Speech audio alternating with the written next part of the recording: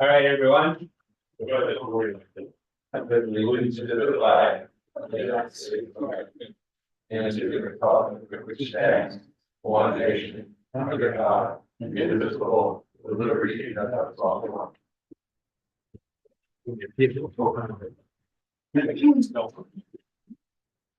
All right. Find it. Okay. Evening, everyone. This is June 13, 2024. This is the regular meeting of the Smithfield Township Planning Commission. All right, looks like we have everyone. Full house tonight. Our first order of business, let's take a look, everyone, if you would please. We have the meeting minutes from our May 9th meeting. Take a look.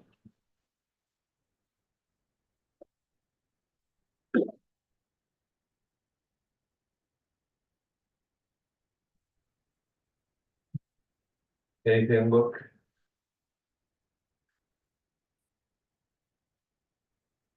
Off? We will need of amending before I make a motion. Nope, good. I make a motion that we approve the minutes of May 9, 2024. Second by Bob. All in favor? Aye. All right, well, good. Now, second set of minutes. This is from the May 15th work session that we had with the Board of Commissioners. Take a look at it, please.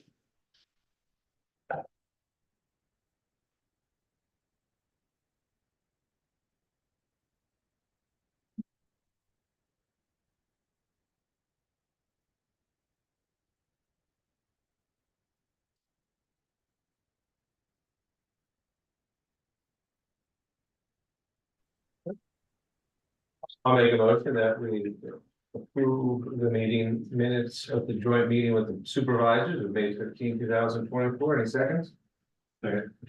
Second. Discussion? All in favor? Aye. Okay. All right, so those are approved.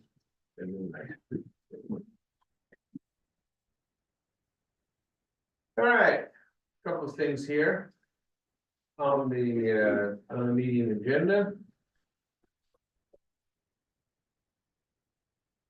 Let's do this. We'll save the ordinance amendment, I think, for the end here. Let's start with, we have a revised sketch plan from the Titus estate. That must be me. Hello. Hey, hello. How you doing? Good. Name Willard, Allison David Atlantic, we represent the Titus estate. When we met with you last, we presented a conservation subdivision that had a total of 5 lots. It had a proposed common driveway back through that accessed. There were smaller lots as allowed by the conservation subdivision. We took a look at that. We got direction from the township that was pretty clear that the common driveway that goes back here would need to be paved and improved. We also were aware that we would need an NPDF permit because of the disturbance that was proposed for that project.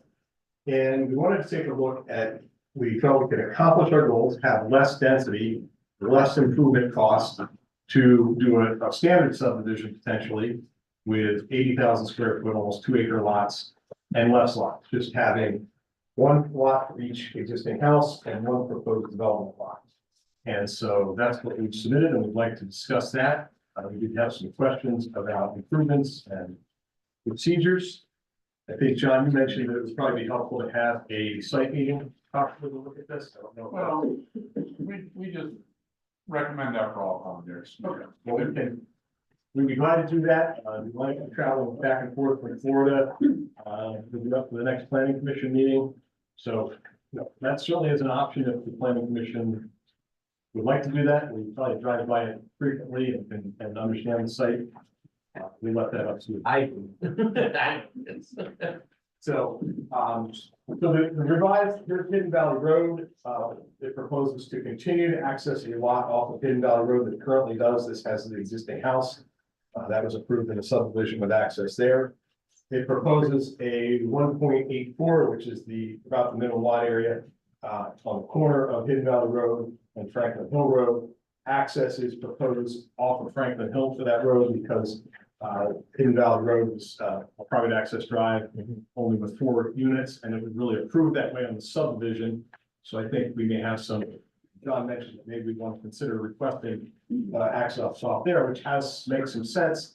We're not sure if with the previous, the way the previous project was approved, if we would be able to do that without getting electrical signing on and things like that. And then the other would use the existing driveway back to the existing barn and back to the existing house. So it's a pretty straightforward from subdivision in terms of, I think, from compliance. But we did want to go through improvements and some discussions like that. A site visit at the township's discretion. I think our first on the zoning and setbacks, I don't think there's any concern there. That's just something that we would add. Comment 3 was the private access drive and the potential to have a driveway access right up Hidden Valley Drive. We would certainly consider that. We had some concerns about what that might entail. I mean, because this property doesn't control it all the way back. That's correct. Yeah, that's correct. Just to this house and the other part. The other was about improvements along Franklin Hill Road. We are offering additional right of way on that side to meet the 25-foot right of way the township requires. But particularly we're asking, about the improvement of a shoulder alongside it. That would be like 750 feet here. We have minimal impact. We also talked that, another option here, rather than building a new driveway on Franklin Hill, which would be desirable, is we could make a portion of this private access drive, just enough to get into lot 3. That small portion needed to be paved, we could do that with shared, and then we continue back. This is a stone driveway back to the other house. But really, there's a couple concerns about even a 3-foot shoulder widening. This is steep in here and gravel. There's a portion here. This is really a rolled bituminous curve right now. Keep the water right up against the curb, and then what it does is periodically it breaks and dumps back onto the Shakaitis property. So we would continue to allow that, but I'm concerned that if we put a stone shoulder in there up against the bank, that water, and there's a rolled curve there, I assume, because it's steep, and it would probably, could erode the shoulder there. There's a utility pole here as close as 4 feet with some elevation to it. So if we start trying to cut in a shoulder, it's going to put us right up against some of the utility poles. And I know there are requirements across the street, but in that case, Yes. there were 3 proposed driveways with culverts under the driveway and swales connecting to culverts. So it really became a necessity because if you put the swale right on the edge of the pavement, you drive off the pavement a little bit, you're in a ditch. So I think there's some clear differences on this side of the road, the intensity development. We could find a way to potentially have no new driveways out onto the site. The stormwater currently comes and then it may run down the road a little bit, but then it comes back and is taken onto the property, and that would continue to be allowed. So, that's something we would like to discuss because that's a costly improvement down that side. And yes, If this is the same property I'm thinking of, right across Franklin Hill Road, there's a new proposed redevelopment there. Yes. right.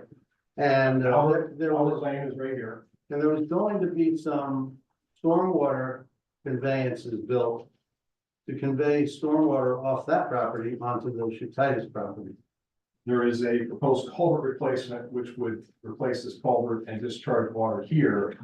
That would need an easement. Yes, That's all. that's That's the only one? Yes, that would be down here. And that's, will the easement would be provided by Shakaitis? That's been the request from the developer. Yes, that has not been granted. So the shoulder question is an important question. Ultimately up to the supervisors as far as whether there would be consideration to waive that. I would, take a look out there. The other thing is, if it's not, fast where people go, it's pretty level in here. There are trees in this area, so it's not like if you're gonna hit a tree right next to it. There is a clear zone beside it at a paved that's typically mowed. Between those utility poles, I'm just afraid if we try to build a shoulder in there, we're gonna have actually make it close to the utility poles, and people, could potentially just get on the end of the shoulder and the utility poles where now it's more of a buffer.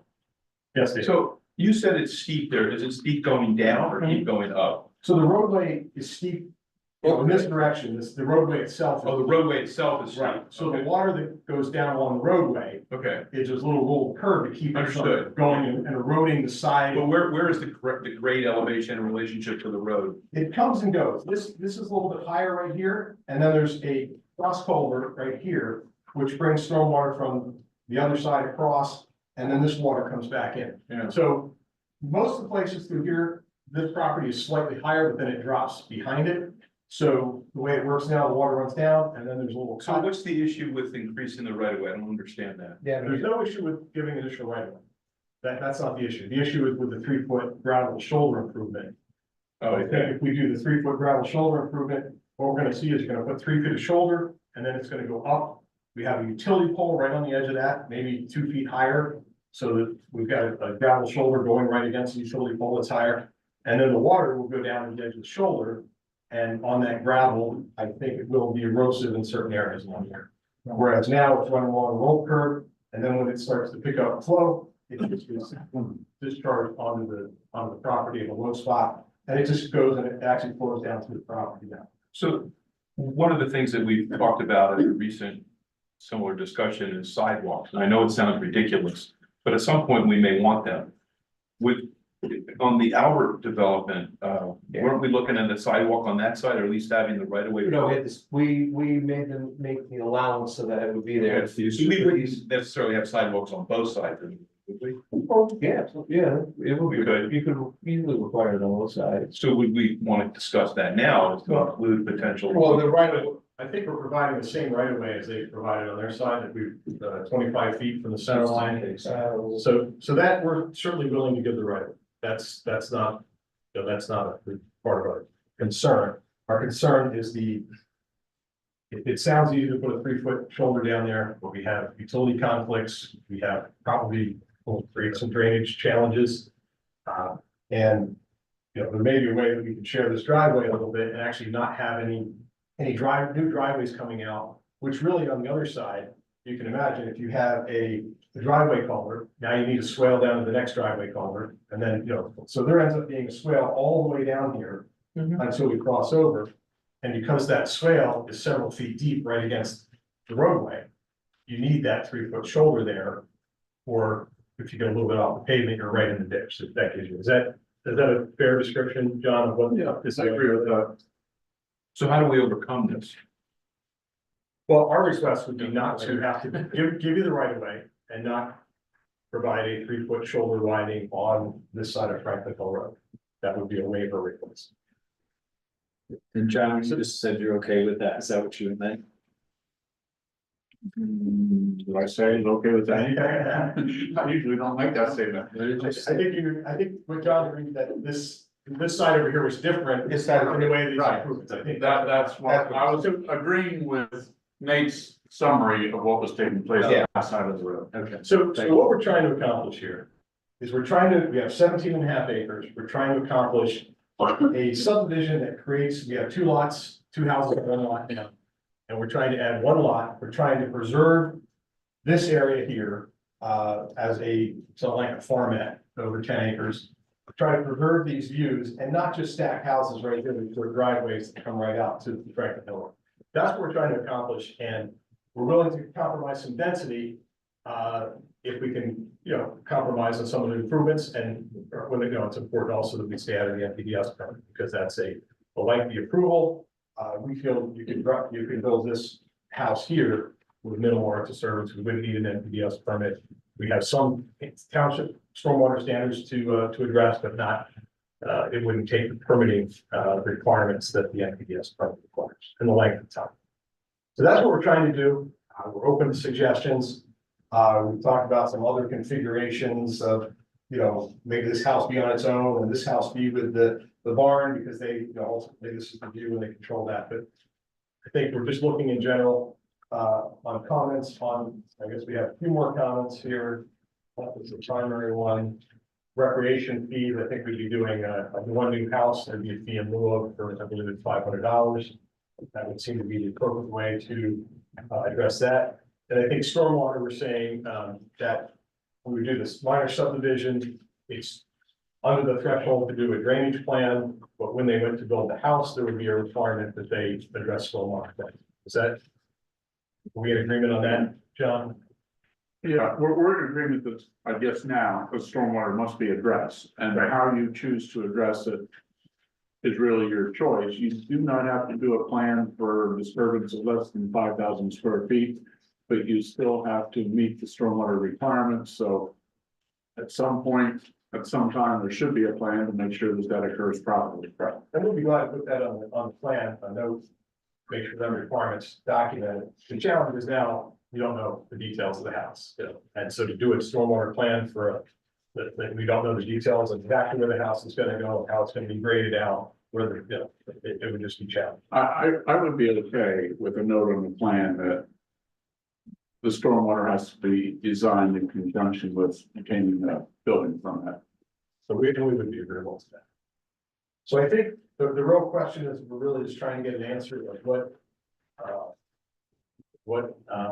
on that shoulder improvement, we understand we've required to cross the street, we think it's a different situation, and then there's utility poles on this side, things we've all said that don't make it as easy to construct a swale on our side, you don't have the impact that that project has.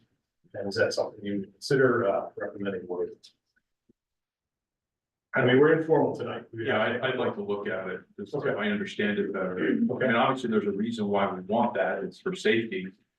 Also, And there's a big difference if you come to the edge of the roadway and you drop into a swale, there's a big difference than if you come to the edge of the roadway and there's, you know, basically a tree cleared 3-foot area around there that's vegetated, but not a gravel shoulder. understood. But yeah, I think it's something you have to look at because you drive, even if you drive by it every day, you don't really notice the details of. I notice when I drive on River Road, it's extremely narrow. There's drop offs, it's a very dangerous road. So there are not, this is relatively level, the area adjacent, I mean, within a foot or two. But then at 4 or 5, 6 feet, the utility poles are right there. So you would have to move the utility poles. Or there'd be, this one would probably have to be moved, or you're gonna create a clear path right to the base of the pole or right to a bank at the base of the pole. So So is that the only obstacle, is the utility pole? utility poles, you know, from our standpoint, the cost of doing it, and I think the drainage, I think if we take the edge of pave now, it has a rolled curb. When we grade that back and made that gravel, as you know, gravel has almost no resistance to stormwater. And so that without putting a swale behind it, that water would run down the gravel shoulder, and I think in these steeper areas, not the whole way, but in these steeper areas, I think it would create an erosion problem. You know, basically from this section down to the existing drive. And then the answer to that is put a swale behind it, or, you know, pave it or do whatever, but then it becomes dramatically more complicated. You know, and then anything beyond that would definitely impact the utility poles. So. There's something you'd like to take a look at over the next month? Yeah, I think so. Is it possible to put catch basins in a storm pipe going down to that wetland? It is. Yeah, that would price us out of the subdivision again. I mean, Okay. that's, Here's the thing, yeah, right now, Mhm. you've given us, you've offered us the note on the plan, right, that costs nothing. You've offered an easement for what, you know, for the side, but not have to build anything, which costs nothing. And really all I hear is you could, but don't want to address the stormwater. And in my roughly 50 years of living there, when I was a child, I've driven that road countless times this week alone. Never seen an accident in my life. But the last accident I saw was down on the dog leg curves there. Where a kid went over the embankment about 3 months ago. So really the answer is, Schneisers don't want to. Right? Is that what I'm hearing? Because that's all I'm hearing, is they really don't want to comply with the ordinance, but they want the law. Is that what I'm hearing? Well, I guess there's a couple of things. We have development options and we're trying to keep, and we're trying not to line houses right up along here with short. Okay. But even if you did that, you still have to address the stormwater, right? And then we would. And once we get into that level of improvement, we have more lots, we can justify more improvement. And this is the process we're going through. We're trying to balance having a limited scope of development and limited scope of improvements against that. If you say, the shoulders part of it, we understand it, but we think, first, as you say, there have been no accidents there. We think it's just as safe, probably safer without the shoulder on it, because it will not I provide think a the vehicle. shoulder matters one way or the other, What's guys. that? Doesn't make a difference one way or the other, the shoulder. It's just a road up and over Franklin Hill Road, and quite literally. I don't see what the shoulder, your shoulder concern part of it, I don't understand. Cause I don't think that's really, we drive these roads all the time, and the poles are in the same place. They haven't moved, They have not. okay. I'm saying, right now, Says he has to- right now, if you go to hit that pole, you're gonna hit a small roll curve. And then you're gonna hit a grassy area before you hit the pole. No, nobody's gonna hit anything, the road's staying in the same spot. Right, but if we cut the shoulder off, if we make it down, you'll be able to drive right on the shoulder, right into the pole. That's, you can decide if that's a concern.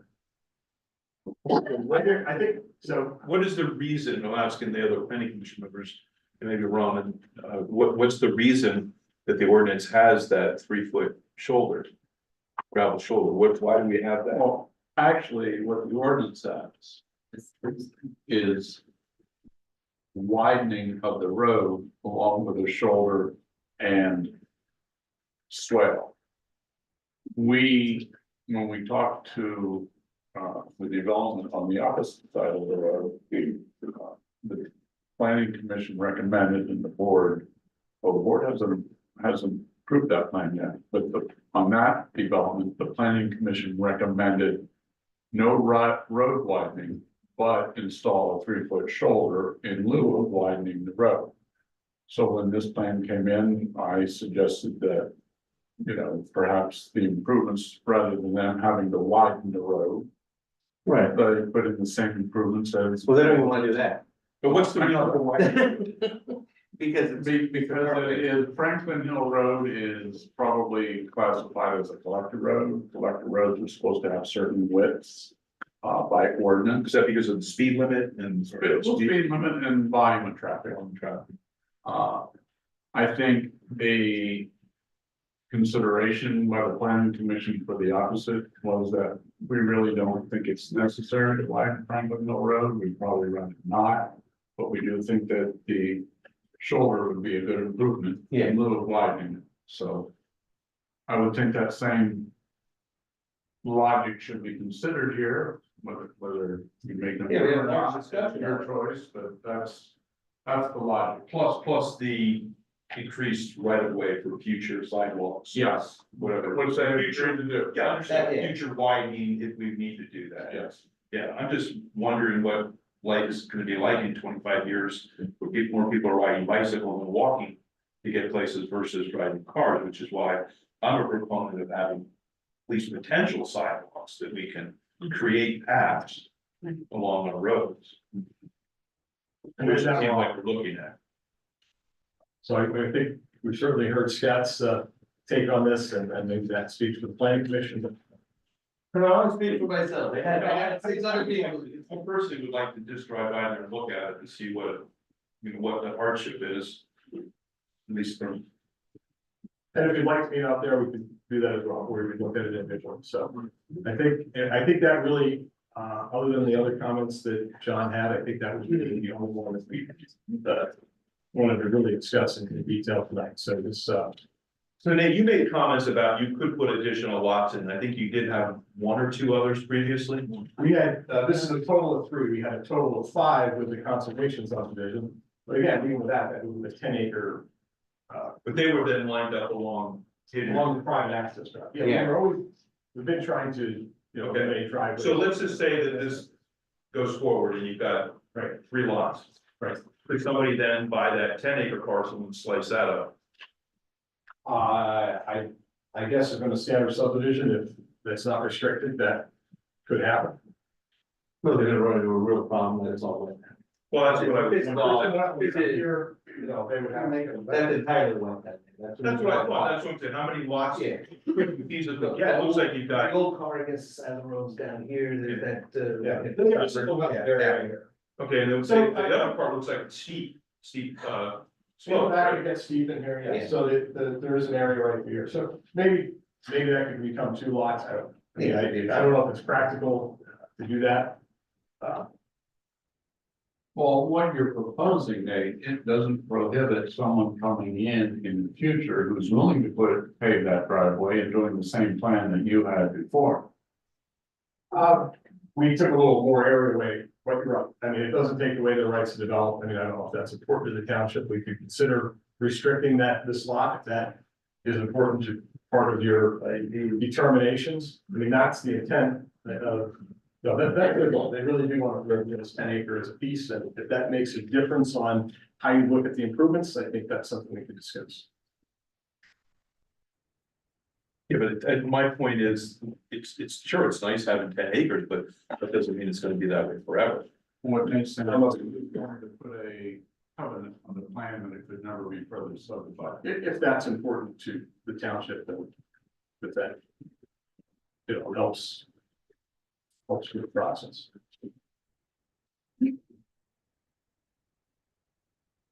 Would you like us to come back at the next meeting and revisit this, or are you? I'm not ready to make a decision or make a recommendation on, well, unfortunately, it's just a schedule. yeah. But, you know, just like with the pavement, you guys made a recommendation, we took your recommendation to heart, we went to the supervisors, they agreed with you. We're just trying to, before we submit the formal application, we're trying to understand our cost, our permit schedule, and what combination helps us accomplish these goals that they want to accomplish, and really makes the best layout. You know, we're trying not to have just houses lined up along with driveways. But Well, I appreciate what you're doing, but I also want to know why is it that way in the ordinance, and because I don't know why the thing was written that way, I just know that it is, and to me, it's typically safety or, you know, so I'd like to understand that before. well, I would say on this side, you absolutely need a shoulder because there's a swale there. Because if you got to the edge of the pavement, it would drop without a shoulder, it would drop right into a swale and it would be unsafe. Right. That's a different, if I have to differentiate why, that doesn't explain your whole question, it just explains the difference from the other side of the road, so. Okay. We'll be glad to come back next week, if you'd like us to. Whatever, We'll come back with what? give you a chance to take a look at it, if you discuss it, or. Well, we're not gonna discuss it other than in a public meeting. Right, I'm saying, I personally think that you should give us next month between now and next month to go look at it, and then we talk about it at that meeting as to what we think would be appropriate. we would appreciate it, again, I mean. You want us to put it on next month's agenda? I would. Yeah, okay, we can do that. Yeah. Anybody oppose that? We'll put it on next month's No, agenda? good idea. Okay. Thank you. Yeah. And John, you're gonna visit the site too. I'll take a look at it, yeah. And if you drop us out there for the other one, but quite frankly, I didn't really look on the other side of the road. You didn't turn around? That would be helpful, John. Literally gonna be fun. If you'd like us to be there, let me know. Thank you. Yeah, we'll do that. We'll put it on the agenda for next month, then. Thank you. All right.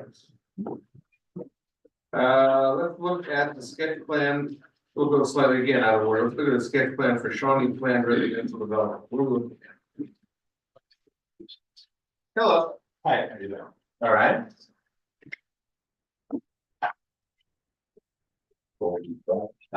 So this is my. Oh, here. Okay. But you got enough? Well, they're all set. That. Okay.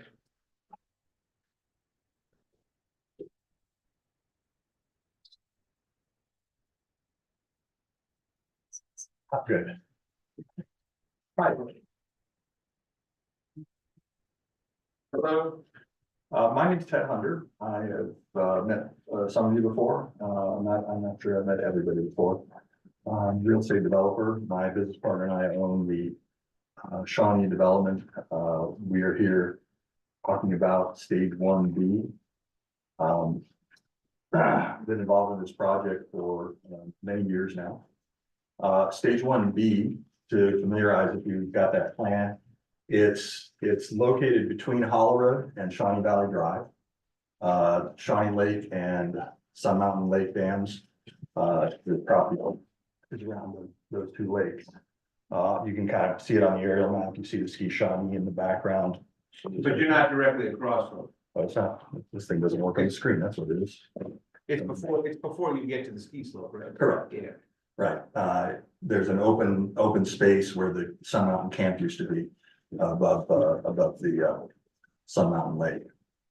It's a 1,000-acre planned residential development that's been approved many years ago. 2005 was the approval that remains in effect. Stage 1B is the next section that is got final approval for construction. So we have NCCD, PADEP approvals. We have the Joint 105 from the Army Corps of Engineers. Construction plans are complete for that. It is entitled and the development plan is 71 single-family lots, 33 smaller cottage lots, 76 multifamily units, and 114 townhomes in the master plan. So that first page on the lower right is the master plan. If you go to the second page and flip that second page open, that gives you a little better overview. It's the same master plan. And you see where each of the major components of the master plan are. Again, 114 townhomes, which are behind Shawnee Valley Lake, 32 cottage lots, which are next to the Sun Mountain open area, 71 single family coming off of Shawnee Valley Drive. And there's a piece that's highlighted in an orange block, which is called Woods Bluff. Woods Bluff Court. That's what we're here to talk about today. And that's the only thing we're asking to talk about is the sketch plan of the proposal we're contemplating for Woods Bluff. Is anybody here? With me so far? No, where's the one you're talking about? The one in orange? The orange. The is Woods Bluff. 76 multifamily? 76 multifamily. Yeah, if you go to the next page, no, that area that you were looking at, Doug. That piece right there is a wetland preservation area that's part of our MCCD. Oh, no, I just mean this sort of looks like it's got a berm around it. And that's what I just said. That piece Yeah, right there Yeah. has to do with wetlands conservation, where we are building and expanding the wetlands right. and it has nothing to do with what we're talking about tonight. Okay, just wondering where it was. That's what it is. Yeah. So if you go to the next slide, oops, what happened? There we go. Slide before this one. Sorry. Wow, that's a lot of Well, people. looks like we're having some technical difficulties with it. That's good. If you can just wait and then maybe come in. And if it doesn't, take out the printed copy. Yeah. That's so I'll let you look at the printed copy. So this is further up the ridge with the Sun Mountain Lake below, right? Is that what I'm looking at? This is. It's both sides of Sun Mountain Lake, and the piece we're talking about. No, the people we're talking about. I don't know Is- where is it? It's between Shawnee Valley Drive and Sun Mountain Lake. Okay. That's right. It's just. Oh, Yeah. That next page in the deck, the third page, is showing the existing approved plan. It's. This page. Yeah. And this is the existing approved plan. And what it shows is a single road called Woods Bluff Court to be built. It's the first left after you come into the overall development. And on each side are townhouse units that are 3 stories. Each townhouse unit has a single car garage and a driveway to it. And each townhouse footprint is 18 feet wide. There are 13 buildings on both sides of Woods Bluff Court. The green line that's on this drawing is limited disturbance. It's in the approved permitted plans. It has MCCD and PADEP and all those are in place. And that's the limited disturbance of the plan that is approved. So we can proceed with construction. We have work to do. We've got some things to be taken care of, like the planning and development agreement with the township.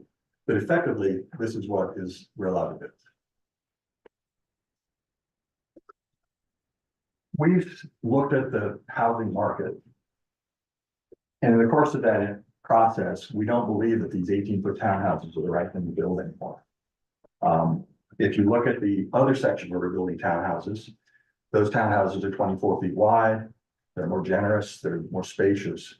This 18-foot width, we think, doesn't make sense anymore. It was done in 2005. And we don't think it's appropriate today, so we have a different plan in mind. So the fourth page is what we're proposing instead.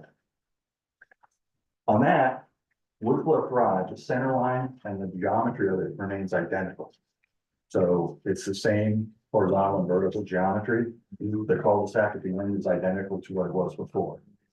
The stormwater drains that we have approved, we plan to leave in exactly the same position. So we don't trigger any changes to any of the environmental concerns. But right now, there's nothing up there, right? Correct. Okay, It's along Shawnee Valley Drive. That was- Yeah, okay. Shawnee Valley Drive was stage 1A. This is stage 1B.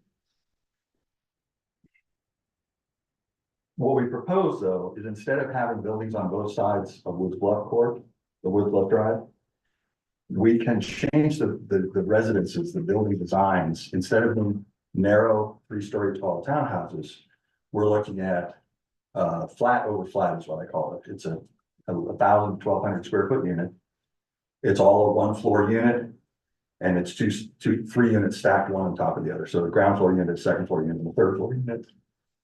And by doing that, we're able to consolidate the footprints of the buildings.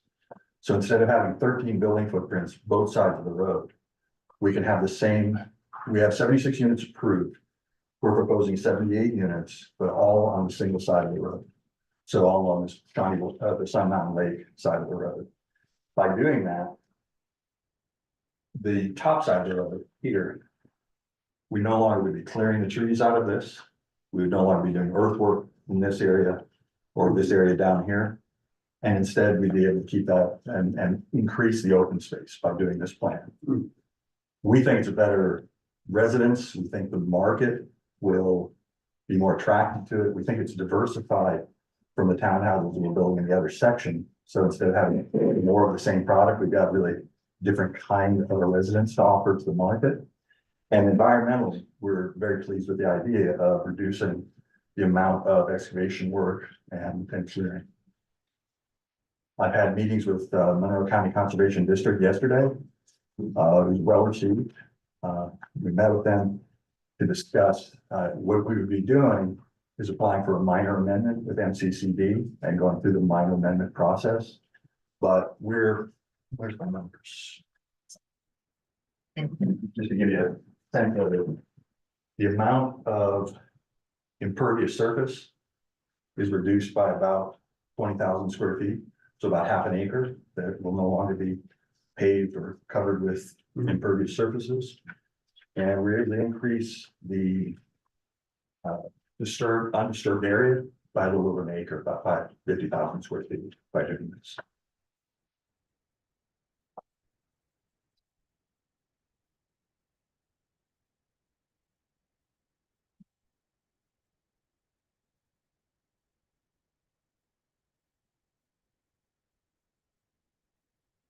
and it needs to be townhomes, I assume it'll be a condominium association or something I would want. We haven't decided to come, first of all, yes, we haven't decided whether it's be a product of residence that's for sale or if it's a rental. It's a multifamily and the PRD requirements, multifamily can allow either one. So we don't know yet whether it be sold or rented. That's first. In either case, there's an association that is responsible, whether it's a sold product with a condominium association, that's scenario one, or it's an apartment complex managed by an apartment management company as a single entity. So everything is maintained in either case. So they're not timeshare? No, timeshare is reserved for other stages of the PRD. Stage 4 has an allocation of timeshare, but not this. Yeah. As you mentioned, a marketing study or a demand study, what did that? Not so much a marketing study as we have relationships with the building industry and the home building and home sales industry. It's through a lot of that discussion. It's not like we did a count. There isn't a published document I can hand you. Thank you. Sure. So then this would be a little building on the other side of it. Yeah. Which I can't imagine not being desirable, to be honest with you. We don't have to dive too deep into the architecture, but is this stair tower then exterior to the living units? It depends on it does depend on the exact amount of the building, the exact footprint. Yeah, because they just built some apartments across from Price Chopper that has a similar footprint with a stair sticks way out. Just wondered if that's the design you're looking at. That footprint is similar to that footprint. That's true. It's an exterior stair, and each staircase, so there's 2 units on the first floor, 2 on the second, and 2 on the third floor. But I know the project you're talking about, we think there's some things that we would do a little differently. Let's put it that way. And there's garages, you said, for each unit? No, not in the Not new, in this not a new scenario. In the new scenario, and I actually like this better also. The driveways in the old scenario all went up to the building with a single car garage, which means there's 35 feet of pavement to the street. In some cases, maybe it's 25 in others. In this case, what we're doing is we're just putting double loading the drive lane with parking, surface parking on both sides, and then there's landscape between the buildings and the edge of the paving, so it actually landscapes the fronts of the building better. But there are no garages. You pick up 2 additional units with the new plan? Is that what The you said? reason for that. The reason for that is the geometry. And if you look at the first 3 buildings, as you go from left to right, they're 6 units wide. 3 units tall, so that's 18, that's 54 units. The 4th building, we added 2 more bays, so it's an 8 bay. Each one is 8 times 3 is 24. The math ends up being 78 instead of 76. So that footprint, whether it's 2 stories at the end or 3 stories at the ends, it's still gonna have the same footprint. So we were looking at continuing just having the 2 extra units.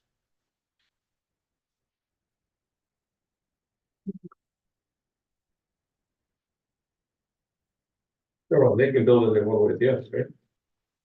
Pardon? Yeah, they're supposed to. Yeah. Because it's already there, 2005. It's already there. I mean, it'd be up to John as to whether he thinks this is a major change that would require the whole process review again, even though it hasn't been approved, it would be up to you now. To pass that ball to John and see if he says, no, this is really not a major change, it's a minor change, well, then we would not have to go through the whole review process. I would have expected, I apologize for interrupting. It's okay. Before John had a chance to speak. We don't want to do anything today except get feedback, Yeah. but I'm putting my ear to the rails. In my mind, assumed we need to apply for a PRD amendment. And amend the PRD. Yeah, that's And why have I it go think to the record. Yeah. And then we have to amend our construction documents and get those documents final approved without affecting anything else. So we're anticipating continuing the construction plan for the other sections strictly according to the permits. But this would have to go on separate track. Okay, is that different than what you were thinking? No, that's what I was thinking, you know, that. It has to Hey, be- hey, I was gonna say, so we have 2 people in the audience, right, but before we go to that. Anything from the board before I? Because I know Mark had something. I thought, no, I do have one question. Yeah, go ahead. I thought that when drastic or whatever. Modifications are made to a plan. At some point, I mean, this is pretty drastic, it would have to be resubmitted, no? Not necessarily. Well, it's a PRD, it's a little different ball. PRD with a settlement binding on Well, I don't know what that wasn't, Can I one of you speak guys, now? yeah, go ahead, Mark. So I'm Martha Carvana, you all know me, Ted and I go way back, I go a little farther than Ted with this project. As a reminder, I think most of the board of people on the end may not have been here for this, but most of the commission knows about this, but also for the benefit of people in the audience. When Ted worked for Wyndham, him and his partner, Tom, we had negotiations that were very extensive. And we do have a settlement that is binding on the whole PRD, not just this, Woods Bluff. Not just one B. I know you're presenting just on one B today, but it binds the whole PRD. So we had a difference of opinion of the language in the settlement. We just recently got the declaratory judgment where the judge did agree with Ted's version of the language, which basically means that for any given portion of the PRD, Ted can choose 2005, and he did show you the picture of what is now approved, what he's allowed to build as it is now. Or 2007, which was, through the negotiations that we did in the settlement. Now, in that, there were a lot of protections, buffers around the lakes. The road was to go over Shawnee Lake Dam so as not to disturb the wetlands next to the bog turtle habitat of Sun Mountain. So various protections that we had, there was a lot more than that. There was some environmental protections up by stage 4, more aesthetic about style and color and visibility from the Appalachian Trail, to preserve the view shed across the river because it's up on the ridge where people will see it. Anyway, so there was quite a bit. We could go over that extensively if you want, but the judge agreed with Ted that he could revert back to the approved 2005 plan, or if he wanted to, but apparently he hasn't wanted to build 2007. I believe that he's intending to use the 2005 plan for everything. But as part of the settlement, the important part, sorry for the long-winded explanation, just trying to get some background. But as part of the settlement, there is a binding process that any changes have to be agreed upon between 7 entities that are part of the settlement.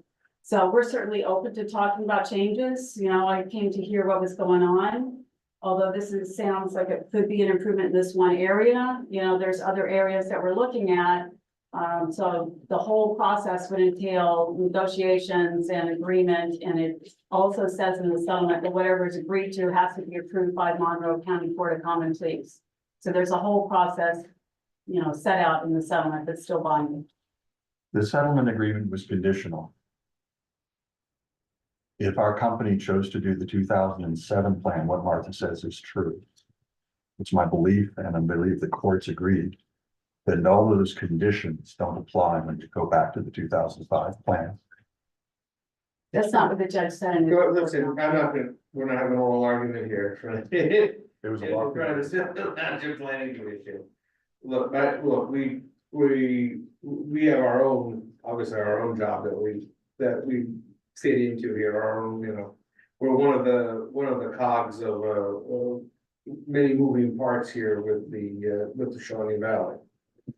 I will say this, I think probably we consider whatever you said, a major change or a substantial change. It's an amendment to. An amendment, yeah, but I think it would be, and I also agree, I think it may actually be, look like something to prove. The 2005 was before I was on the board, that's for sure.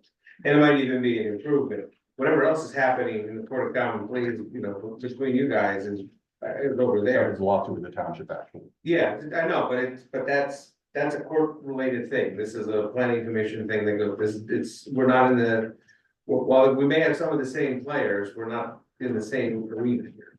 So, I think at this point, if you're gonna submit it, I would say, submit it, we'll get it reviewed based on the. What I'd like to do though is get a little bit of feedback, because from my chair, I'm looking at it as a positive. I'm looking at less disturbed area, less excavation, more tree cover, more open space, same number of units. And I don't think anybody disagrees with you. and that's, well, I kind of want to hear your opinions and thoughts about it regardless of the next step in the formal process. And Which is why I asked, can they build something in one way or the other? Which is, and if the amendment is an improvement in things such as impervious surface and disturbance and yeah, all those things that we're generally tasked with under the salvo plan. But any of those sorts of things, I mean, if it's an improvement, I mean, you're gonna be met positively. And then whatever happens, if it continues on with the various entities that are in the court of common pleas, that's different, but I'm just saying, you want feedback from us? We would, I think, generally say, let's disturb, let them, you know, let's disturb them to the different, let's disturb them from the different building footprint. Yeah. Building on one side versus two sides, so, I mean, I would say that we would consider those things to be positive, I mean, I certainly would. Sure, I agree with that. Is generally. Yeah, I think in general, yeah, I think we consider that a positive thing. All right, hang on one second, I'll get to you next, sir. Pat. Hi, I'm Pat Owens, and I'm now the chairman of the Environmental Council. And I'm concerned that we, as an environmental council, have not, we're newly reconstructed. We have not had any prior exposure to this and to its effect on wetlands and. We haven't either, Pat, this is a sketch plan, that's why. He's just coming and talking to us about this. What sort Okay, of proposal? can I make my point? My point is, I think that our panel should also be able to look at this and look at it from the perspective of impervious soil and wetlands and all that kind of thing, which has never been done before, as far as I'm concerned. So, as far as I know, so I'm just putting in a oar in the water to say, we would like to see this and have some time to look at it from an environmental point of view also, which is our charge. Now, the other thing is, in trying to get into this, which I have tried to understand what all this is. I have driven out past there and I've seen the basic area. It's a huge amount of area. Yeah, it's you guys. know. Those neighbors. Huh? Yeah, Yeah. And for one thing, I don't understand how we're talking about something that was approved in 2005 or 2009, and why there isn't some sort of sunset on approvals like this, because the world changes and the environment changes. So I'm going to talk with you guys and also with the supervisors about some sort of a sunsetting on some of this because of the changing environment and the changing world. But that's a different issue. I now just want to be sure we, as the Environmental Council, get a chance to look at this from our responsibilities to the townships. Can I don't know your name. I'm Pat. Hi, Pat. The governing bodies are very rigorous and not easy to work with for us. We have been through, I'll call it the ringer. We have worked, the original plans were approved in 2005. We renewed and continue to maintain permits for 20 years now. So it hasn't been like something went away and came back. And the reason I meet with MCCD and it's so critical is because I'm a developer, but I'm creating a community that's in a preserved area. Part of what we're trying to present is that you're part of this community. We're complying with all of the requirements. And what I'd suggest, I guess, is I don't think there's an authority that your group, I assume, doesn't have a governing authority and by law ability to permit us. But if you want to know about how this works, the environmental scientists that are in MCCD, PAD, I think it's public. Once I applied for it, that's public record as far as I know.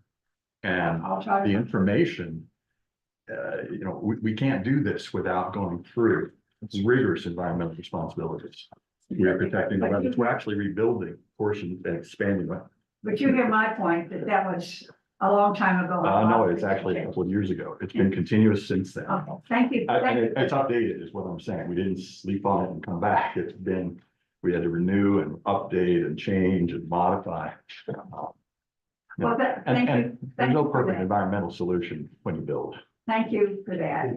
It's just that I know we now have a certain responsibility, those of us on that council, to be sure we understand. Is it a community relations kind of a thing where you wanna just be able to explain that It's it's? to advise the supervisors on environmental issues. concerning wetlands. Excuse me for a moment. It's a reestablished environmental advisory council. Thank you. So it's simply a committee that looks at environmental issues and speaks to the supervisors as the various. I can tell you in other townships and municipalities in which I'm a solicitor, usually It- what do you- have to be, but it usually is. Oh, thank you. There was some, yes, sir, I'm sorry, yes. Yeah, I just wanted to point out, there are some If you advantages. would, please give if you give your name, so we have it for the minutes, please. Pete Sauvigny, Okay, Shawnee. all right. I just wanted to point out that, although there are some advantages to this modification, we have changed from a row of two-story buildings to three-story buildings. So visually, it will be a more stark, mar on the landscape. If I could respond to that, Okay. it's always been approved with 3 stories. But it changed from two? No, I didn't. The units were 18 feet wide, townhouses, garage on the first floor, living on the second floor, Okay. parents on the No third floor. garage. So single car. Made the garage living space, got it. We're red slice. Okay. And I make I it stand in corrected. Okay, thank you. Yeah, sorry. Anybody, oh, yes, ma'am. He talks about 1,000 acres, Give your name, so we have it. Joanne Norris, Yes. 1,000 acres, is that what this is? No, the piece is not. The planned residential development, the PRD extends over all the way to the back of Ski Shawnee. And it is, even still today, encompasses, the plan encompasses the preservation line of Silver Trust with the plan. So that's 550 acres. This one, this piece. 200? And what we're talking about is a sliver of that 200. So it's one roadway of 1B. There's more to 1B. 296 units in one B, correct. Yeah, that's all of it. And so this one road will be from Shawnee Valley Drive access. And that's it? I don't follow it. Where will the access be to pull up? When it's completed, there's a road that's named Lakeview Drive. Yeah. Here. When it's. Where do you get that? It's just one road with the cul-de-sac. Let me answer that question. I'll help you with that. This is the cul-de-sac, that's on the woods line. Right. This is the change we're talking about right here, where we won't build these buildings. Lakeview Drive extends from Shawnee Valley Drive, right where it's the end of Oakdale. And comes down all the way through, crosses over the crest of Sun Mountain Dam, bridges across the spillway of Sun Mountain Dam. It comes through Sun Mountain and intersects to the new. And you're gonna build that road? In the approvals for building 296 units, that road has to be built. Okay, but And that- Not really smart. and it's not changing. I don't think. But not the whole continuum. I don't think so. What are you building as part of these Yeah, that didn't. 78 That units? didn't. Our plan is approved for building the entire development, and we're working through the phasing. Understood, but under this very first phase of this, all of this, Sorry, as part of the 78, are you going to build that separate, or are you gonna do the whole thing as one? I honestly, it'll depend on which financial situations resolve fastest. Our ideal would be we begin both at the same time and build both at the same time. It's gonna take 5 years to build. This is. No matter where we start, it's not gonna happen. This, yeah, just faster. Brett? Name to the back, Brett. Just like names to the. The EAC itself, local resident. Is there was there another plan in 2007? Is a 2005 plan and what's the difference? So John may be able to speak to that better or Chad, but the major differences were, so there was a 2007, I mean, there was an amended 2007 that was part of the settlement. And that one, there were the buffers, you know, there was a reduction in units. The 2005 plan. Make sure I quote correctly. The 2005 plan has stage 1B exactly as it's planned today. And the 2007, 357 units of transient timeshare on the back of the. And it had single family timeshare built up where the Trust Republic land was sold. So that side of the hill, Hollow Road, going up toward Mosher's Knob was And across. On the other side of Butcher's a little Knob, bit yeah. was hundreds of units of timeshares on single family. The 2007 plan changed the hilltop to 500 timeshare units and 9 units. It eliminated the development on the hillside, stage 1 and 2, that was like 2 and 3, that's called. It didn't touch stage 1B. The amendment that the settlement agreement said, if we chose to do the water park at the top of the hill, we had to make changes to the stage 1B plan. Since we're not doing that 2007 plan, we don't have to make those changes. Yeah, I have a difference of opinion on that, so. And the judge, he agreed or did he rule on that? The judge ruled on that. Sorry? That's public, we He ruled on it, that we will abide by the 2005 plan, give up that extra development. And we are allowed to proceed with the 2005 plan exactly as it is. Thank you. Yes, Robert. I would suggest in the interest of moving along here that Mr. Humphrey could answer these questions informally with anyone who has a question about it, because it's really not on the agenda. Well, we're gonna wrap this up and move along anyway, because it's just a schedule plan. Yes, exactly. You know, I think so, but we have public participation. I'm gonna let some of this go. Yeah. I'm back to the 1,000 acre thing, right? Yeah. And then 550 acres was sold. So then the PRD becomes broken. It's no longer a PRD. Look, those are, those are legal interpretations. We don't have that. Okay, We can't, so, okay, we're not my a court that can question say was that. road, this Woods Bluff will be coming from Shawnee Valley. It's what's Shawnee Valley. Will the entrance be to these 78 units be from Shawnee Valley? There'll be 2 entrances when everything is one from Hollow Road. And they don't have access from Hollow Road. And how are you gonna dump more traffic on the Hollow Road? These are things, if they're gonna make this change, these things have to be addressed, but there's already something in place, obviously, from two But thousand. there is no I'm not highway, arguing with you about it. no highway occupancy permit though. There is no access to Hollow Road. Yes, Okay, we haven't got the permit issued, but we've engineered it, yeah, we've run the traffic study. all right. And it's completely about that. And Hollow Road. All right.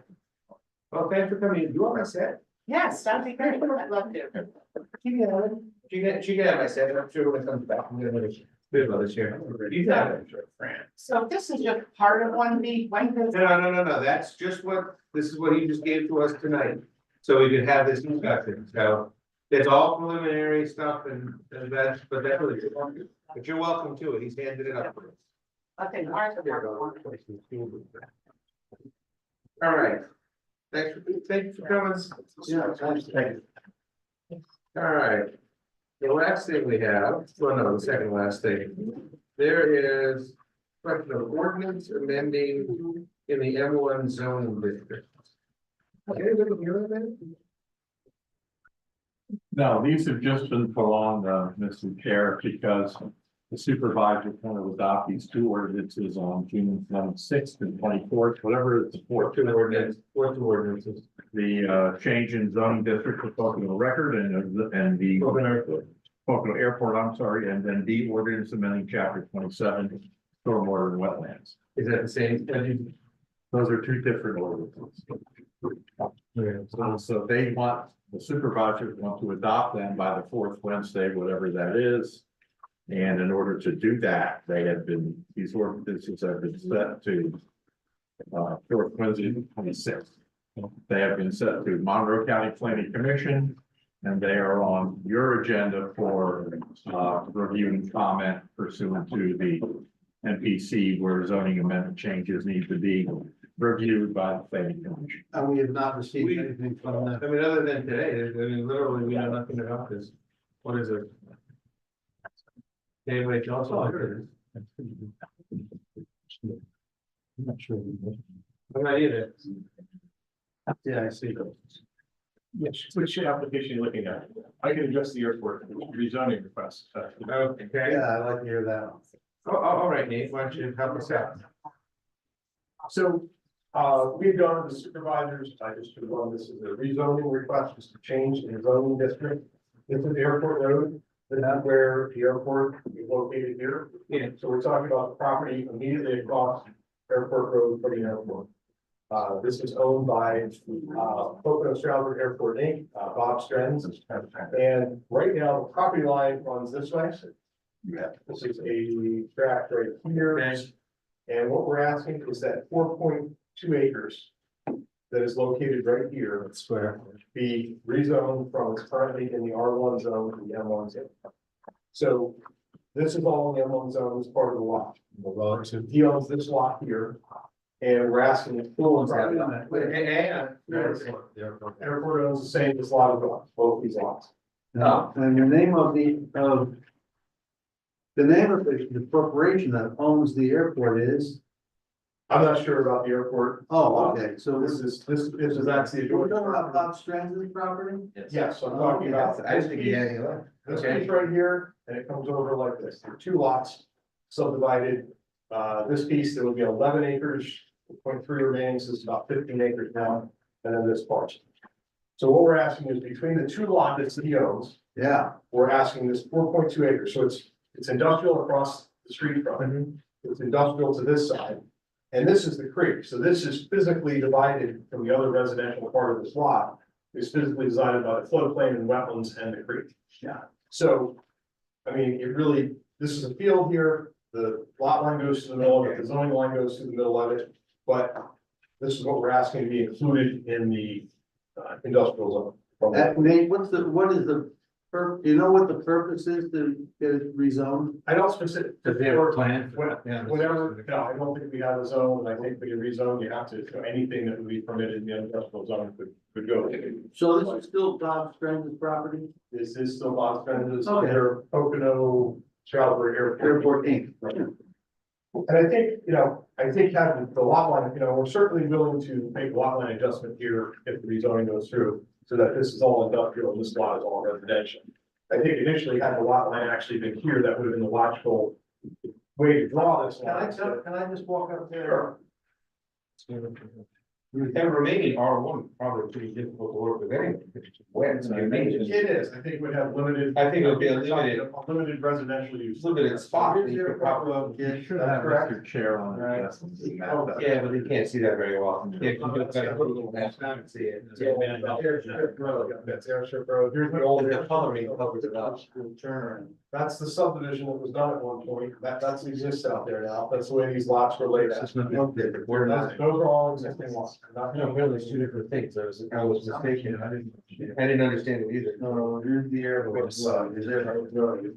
Here's the airstrip, oh, it's right in front, right across Airport Road from the airstrip end. Right, Here's the big lot. Yeah, so this is the piece, Here it is. so this is the wetlands and the creek over here. Yeah. So there is limited, I mean, probably some residential, maybe something over. Now you go like in front of the box, this is box Strand's. You know, one other lot that's here. But this red line here, that's That's the zoning boundary. the current, oh, the current. And it follows the current property. But he's always got So we have one lot back. that looks like this. So beyond the lot. We have one lot that looks like this. And one lot that looks like this. And we. So, this would be. I think that's why they just like. You're wearing a lot of this. Features. Just the Like zoning. That's our. No, So this is R1 here. Right, that would remain our This one. is R1. Right. So the idea, like you said, Bob, is just to square this. off. Yeah, that's what. And there's no plan, I mean, there's no, No, detailed plan. Do you have any ideas? You probably want to develop it in something one day, but this way he's perfected his property line. What makes sense, just logical. I mean, there is a substantial wetland area back here, that's have to be preserved. How many photos are there? Right past that is gatehouse king. Oh, yeah. We're going back to. That's the second piece there. Yeah. The next. Oh, yeah. Above that is the border. Okay. So no, there's actually, but that, R1 part of it is, as a creek coming out even. Yeah. I'm already on my street. That's the wet part, right? Right, this is the wetland. That's not a- Yeah. So this- The one that's the hard one. This residential is actually separated from the rest of the lot line. Yeah, there's a, okay, it's a floodplain. Floodplain imbalance. Yeah. So I have a question for our solicitor, Ron. If we, as a body, would be somewhat in favor of this, would this still have to go to a public hearing? Yeah. For the town, for the citizens in the neighborhood to, There has to, that's what the supervisors want to do. They want to put this on for a public hearing on the June 26th meeting. okay, And it has been advertised already for that. okay. So you need, You're looking for something from, you need something, yeah, they need something from your office and, we do not yet have anything from Monroe County Planning, although we did get something on the other zoning amendments from Monroe County. so Nate, what's the closest residence to that parcel your question? Well, this is vacant, we own it, this is the industrial across the road, this is industrial. But I mean, So, I mean, I think, looks like there is a building right there in residential district, so that's approximately. Yeah. Oh, and there's, well, this is already here, so there's a residence right here, and there's a residence back. How can there be a residence right on the property? It's coming in from the other direction. Here. And it's, From this direction. So those residences are no closer to the parcel that you want to change than they are to the one where your hand is. right, so this is already against the industrial, this one here is adjacent to the parcel change, but it's. And we would maintain, you know, we have existing trees, buffers in there, and there's protections in the ordinance. I'm just saying, you know, if I live there, would I want that to be rezoned? But the reality is, I'm as close to the current other parcel that already is in one. Yeah, right here. As it, right, as it already Yes, is. it already is, yeah. So there was a time, Robert and folks, that we considered that right after the concrete plant thing, we considered, considered to the possibility of rezoning the entire airport. Because there was so much talk, well, it was first of all, it was a nice open, a lot of open space. Where they put the big warehouse, that was all nice green open space. What did you want to zone to? Conservation. You can't do that because the can't. MPC requires. Here you gotta have an M1 and Yeah, that's so what it's we a came done to. deal. That's all been passed out. Yeah, I know. that's their role. Okay, sorry for being irrelevant. The idea is to, understand. What it is. What protects the airport at this point? Things like cement, that is, that we're revising our wetlands definitions. They're much stricter than they were. Good, yes, I know that, Hydrological study and stuff like that. yeah. Bruce. Yes, Pat. Panels, yes. That creek is a little Sandwell Creek, right? Not that It's one. called an unnamed tributary. That's just an unnamed tributary to it. Okay, the concern of the environmental group would be that that particular Sambo, which that is a tributary to, Let's change it. is in trouble. I mean, is under, what is the word? It's Correct. polluted. Oh, I should have known that. Is polluted. And we're concerned as a panel that this whole thing with the airport is not going to cause more trouble with that pollution question. I think I mentioned this at the meeting that we all went to. Yes, And I'm sorry for taking up so much time, and John, you can back this up. the paperwork for the just stormwater evaluation for that one project that's on the airport now, that big warehouse, Yeah. okay? It's a stack that deep of books, book-sized binders. Okay, and that was all the wetland evaluations that had to go through Okay. the conservation district and everywhere else, okay? And most importantly, the DEP. But that just give you some idea of the work that was done and the money spent to do what we told them they had to do, what the supervisors told them they had to do, which is to keep to the strictures of the law, where the stormwater runoff was important and considered to be critical. And that little unnamed tributary, believe it or not, was the one place that the water was going to, and that was the concern was over that. So FYI, in other words, where's the pollution coming from? Yeah. I mean, if it's true that the Sambo is not improving, why? That's what you should be worried. Thank you. Yeah. And just to clarify, you know, the split tributary is over here. Yeah. Protected by a floodplain that's protected in your ordinance, protected by wetlands and wetland buffers, which are protected in your ordinance. And that's not even part of what we're proposing to rezone. So we'll have our own wetland buffers and floodplain to deal with on our site, but that is not even on the Right. area that's to be. I rezoned. appreciate your comment. Thank you. There were studies, by the way, and I hope Are they continue. public record? Back when, I don't know, Amy Albert, I know, was one of the people that was actually studying the unnamed creek. And she was taking water samples and, invertebrates and all sorts of things down there. So there might be records, yeah. The conservation district, or I'm sorry, the Monterey County Planning Commission just published their watershed study that has many years of records of testing. And so if you go on their website, you'll find. Yeah, that may have some vestiges of that study. Yes, sir. What's the approximate line of the wetlands on the parcel in discussion?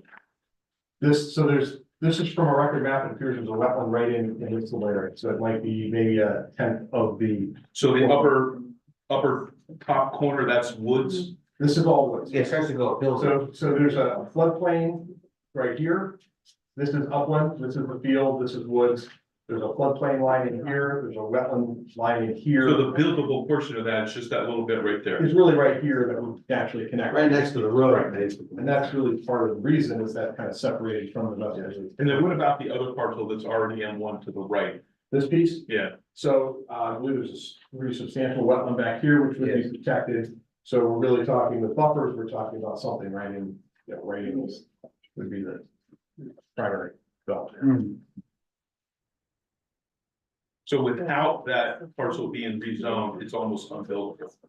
This, right, with access, again, this doesn't have direct track access on Airport Road. This gets us in, gets us the access and gets us, You don't have access on Airport Road? not back here, right? We start to pick it up right here. So, but not the whole, what I'm saying is this whole piece back here.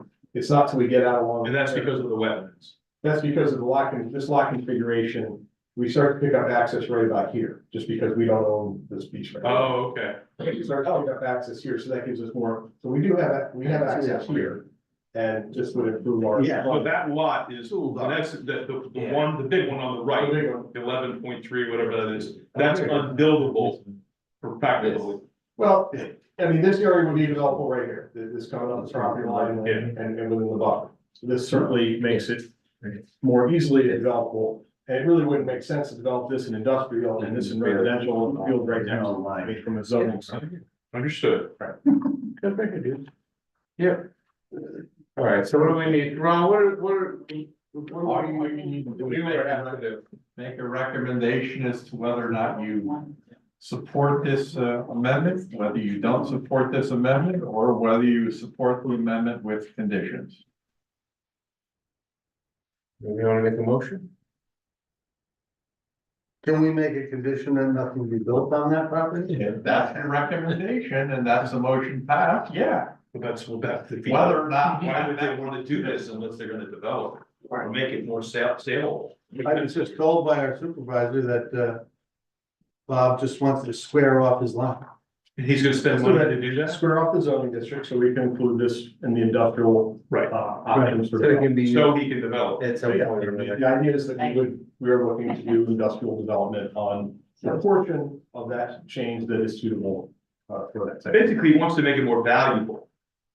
So that he can Yes, I have, think that's. that's the bottom line. That's a better. He makes it more valuable, because right now he cannot build anything of any substance on that 11.3. Right, we could build here and build in this area, but then we have a residential piece immediately adjacent to it in the same field. But if anybody wants to put a residence on there, they know what they're buying. And we think it makes sense to make it. But they could put a residence there. They could. In response to Commissioner Shriver's comment, I'm looking at the application for the zoning hearing, and I'll just read the last line. The rezoning and subsequent lot line adjustment would allow for a better buildable lot in the M-1 zoning district that has water and sewer available by extension along Airport.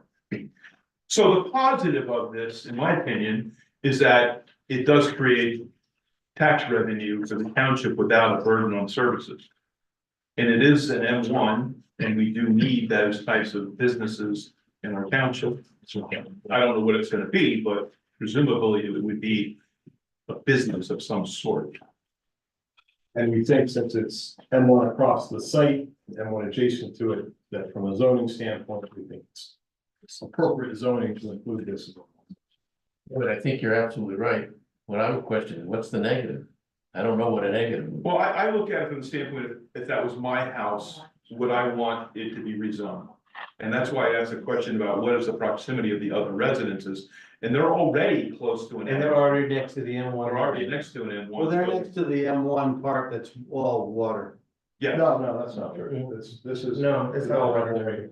it is buildable, but it's not very big. This is buildable. I think, I mean, there's several acres right here that are. Yeah, it's probably a bigger piece than you think. This. I know, it's No, actually bigger than what we're changing as developable on this Yeah. property. It just allows for a bigger footprint. And more parking and all that. goes with it. So we wanna make a motion?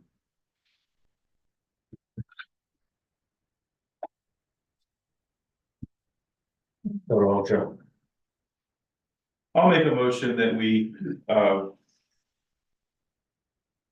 recommend approval with the condition that, which like, they're gonna have to do it anyway, that they get, that they notify all the adjacent landowners and get input from them. Okay, I think I think that'll be part of it with the public hearing anyway, so I can understand that, okay. Anyone want to second that? Second. Chris will second it, any other discussion? All in favor? Aye. All opposed? Nay. Nay, Same. and abstain, so carries Thank you. with the condition. Thank you. All right, we got one more thing. I mean, this is the other, go with the other zone. Knock off. Yeah, obviously.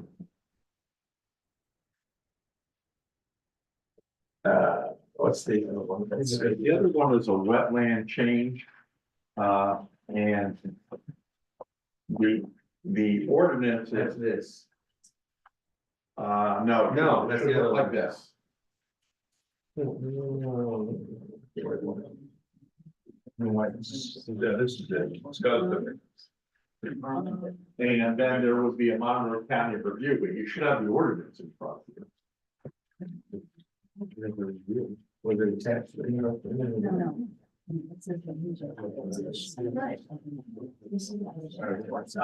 Look like this. Yeah, you're on. It would look like this. Now, maybe it wasn't in your packet. This one? No, that's the other one, that's the 4.1. I don't think it's in your packet. It's not. That's not what it would look like, so it wasn't put in your packet. Ron, they discussed the wetlands ordinance at the last meeting. It was in front of the planning commission in May. So that is handled on the docket. Oh, so we're done. So that was taken care of then already? Yes. The reason it's on the agenda is for what? I'm not seeing it on the agenda. So wait a second, hold on a second, we do the same thing. It is. Yeah. Or be on second. B and D are the same thing. Yeah. Oh, yeah, they're the same. B and D are, okay, it wasn't crazy, B and D are the same. All right, my fault, guys. What's the next SPV? All right, let's move to that last item then. Let's make sure we take off D, we just talked about that. All right. E, discuss the next supervisor and planning commission joint session. Yes. Do we need another one? So we are ready to circle back very shortly to the transient retail uses, the transient lodging uses, and the retail uses discussion. Alex and I, to take some of the burden off of ourselves, have been doing, he'll do one meeting with you guys, and then I'll do the next one, and then he circles back.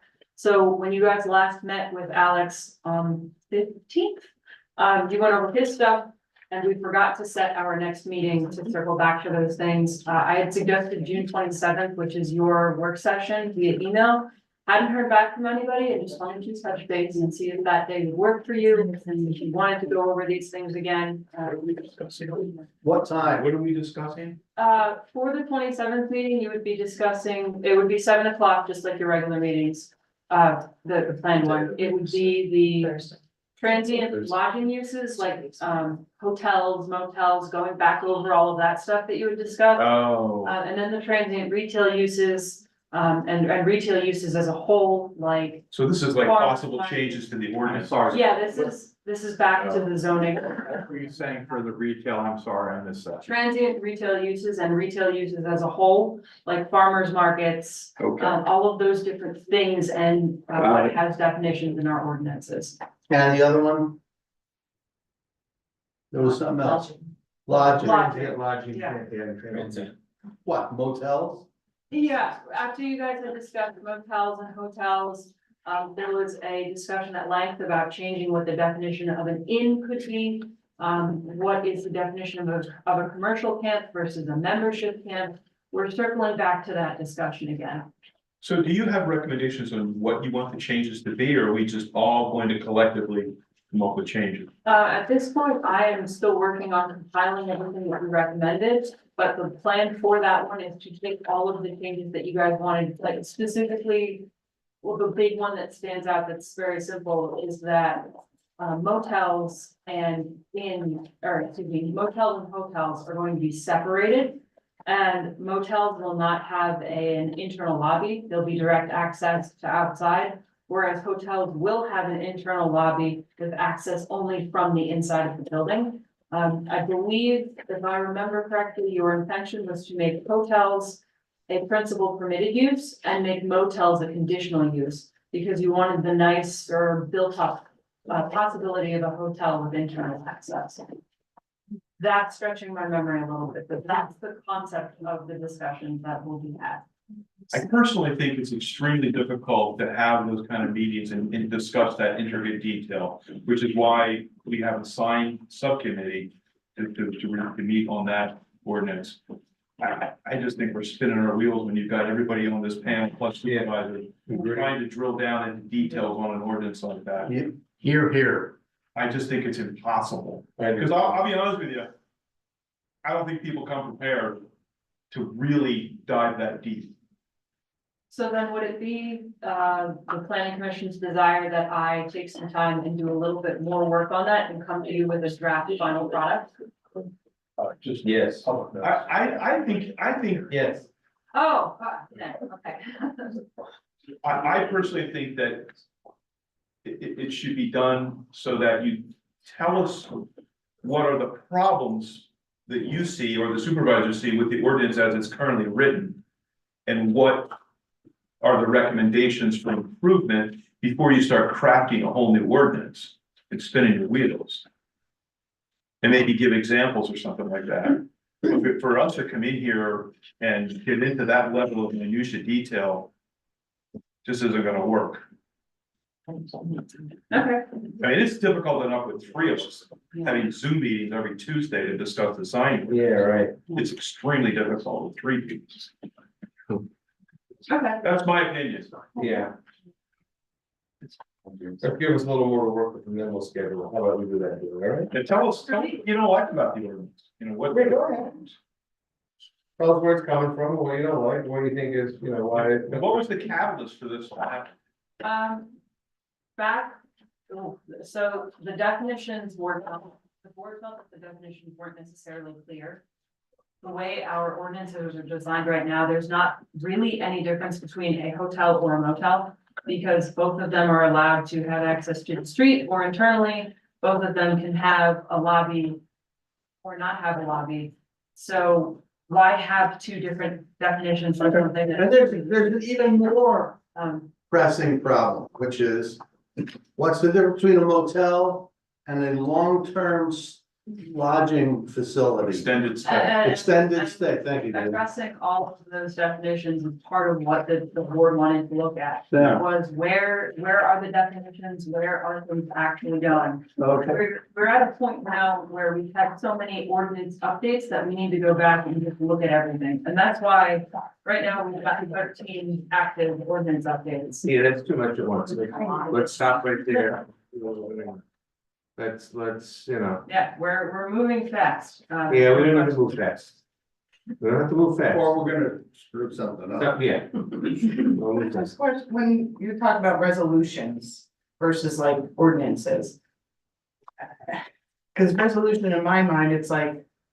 A secretary giving somebody permission to do something, or in the township world, what is a resolution, like when they were talking about all the resolutions last night at the. A resolution is an administrative directive to say what is going to occur, setting up a fee schedule, things like that. An ordinance establishes law. If you're not establishing law, it's not. Yeah, that's. So resolutions just like. It's the legislative act. The ordinance is the legislative. Right, understood what an ordinance is, but I'm trying to figure out the resolution, so it's just a suggestion? No. No, it's an administrative directive, a fee schedule that's gonna say this is what the township is gonna charge for fees is by resolution. If in fact you're saying this is who the zoning officer is going to be, that's by resolution. If you say this is how the code enforcement officer is going to get paid, that's by resolution. So it's the best I can tell you. It's an administrative directive. Administrative directive, okay, thank you. Make a So motion to for- adjourn. For non-legal, You're a resident. it's sort of like a memo versus a law. Which is, that's exactly. I could do that. I was trying to say. I want to find out the status of the motorcycle track, where we're at with that, and We are waiting for the zoning hearing board's decisions. Yeah, don't think that's quite done yet, right? what about the noise ordinance, was that implemented? It was, yeah. So is that grounds for them to close that place down? Not even close. There are about 9 or 8 things that have to be done yet to implement that ordinance. So the ordinance is not, It's adopted, but you need to have a registered and scheduled and approved decibel reading. You have to have someone who is appointed and has qualifications to go out and It had to do be that. implemented. okay, so they haven't done that. So there are a lot of additional items that need to be done in order to make that viable. I did an email to Supervisor Lodenheimer maybe a couple of weeks ago outlining what needs to be done. I can certainly share it with you guys if you want. I just know there's a lot of controversy over this. and There they- continues to be. Yeah, and I just, Robert, can you tell us that the township is moving diligently and getting this resolved? I'm sorry. Is the township moving as diligently as possible to getting that motorcycle track resolved? Yes, Okay, as Ron can tell you, we've been waiting for what The written decision, I don't think that's come down yet. I don't think they're. Because then that's when the 30 days to appeal begins. And I would be shocked if they don't appeal that. oh, yeah, And then the question becomes, all right, then is it stayed or not? You know, It's not state, we can start finding. What? They have to ask for some procedures. As the zoning hearing I board, would think they turn it down. I voted against them on all counts, Oh, okay. but we're waiting for that decision. But you need the written decision to come with it, when the written decision Yeah. comes, then the appeal clock starts. It should be, Okay, it should be, all right, just, within the next week. Yeah, because I think the decision was made early May. Yes, So if you add 45 days. Right, you're gonna run into Close. And now, okay. I know the big thing is that noise and the disruption, but I heard somebody died over there recently. Yeah, What? Yeah, somebody they died. broke their neck. Oh, Yeah. my. Oh, motorcyclists. Yeah. I've heard many people have been like, there's accidents a lot. Oh, my God. Yeah, You can't just shut them down. but that's not the reason to shut it down, it's just the noise is the problem for the neighbors that are. We're trying to shut it down, two reasons. One, it's in the M1 and the R1 district where it's not allowed. And secondly, we passed a noise nuisance ordinance that outlaws sounds over certain decibel levels you go, since you authored it. Yeah, And we're waiting to get a professional meter that we can use for that. How about the EV zone? Do we allow motorcycle tracks in the EV zone? Go-kart? And they may, but this is not the ED zone, it's the Oh, R1 I zone. know. All right. But it's probably. I don't remember this, but I'll have to look at the list again, you know. All right, we got a motion to adjourn, so. I second it already, all in favor? Good boy. Good night. Yeah, right. Good glory. All righty.